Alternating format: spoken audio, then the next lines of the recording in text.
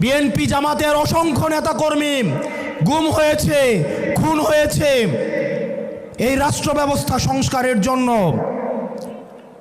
আজকে যখন রাষ্ট্র ব্যবস্থা সংস্কারের সুবর্ণ সুযোগ তৈরি হয়েছে, অত্যন্ত পরিতাপের বিষয়, কিছুদিন হয়তো পরে আমরা শুনতে পাবো হাসিনা ছাড়া ফ্যাসিবাদ ব্যবস্থার সব কিছুই আপনারা রেখে দেন। শুধু এই কথাটা হয়তো লজ্জায় তারা বলতে পারছে না।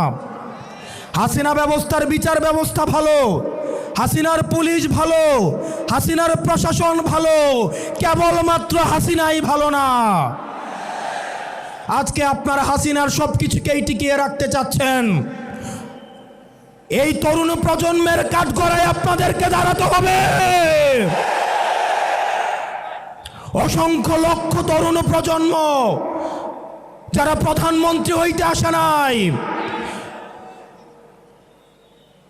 শুধুমাত্র এই দেশটাকে ভালোবেসে রাস্তায় নেমে এসে বুকের তাজা রক্ত ঢেলে দিয়ে হাসিনাকে ভারতে পালাতে বাধ্য করেছে।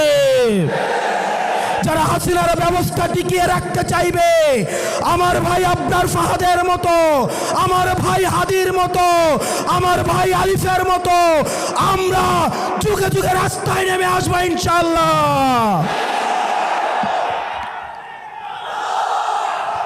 বাংলাদেশ স্পষ্টতই দুই ভাগে বিভক্ত। এক ভাগ গোলামীকে বরণ করার জন্য প্রস্তুত হচ্ছে, আরেক ভাগ আজাদির পক্ষে অবস্থান নিয়েছে। এক ভাগ ভারতীয় আধিপত্যের কাছে মাথা নত করেছে, আরেক ভাগ ভারতীয় আধিপত্যের বিরুদ্ধে বিদ্রোহ ঘোষণা করেছে। আমরা জানি আমাদের পথটা লম্বা, আমাদের এই লড়াইটা অনেক দীর্ঘ। আমাদেরকে আবার সুপ্ত গুপ্তর এই ধরনের তৃতীয় শ্রেণীর ভাষা দিয়ে আবার হত্যাযোগ্য করে তোলার ষড়যন্ত্র করা হচ্ছে। মিডিয়া খুব সূক্ষ্মভাবে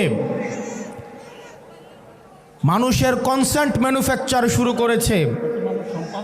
আপনি দেখবেন বিশেষ করে যেসব মিডিয়া জুলাইয়ে দৌড়ানির উপরে ছিল, সময় টেলিভিশন,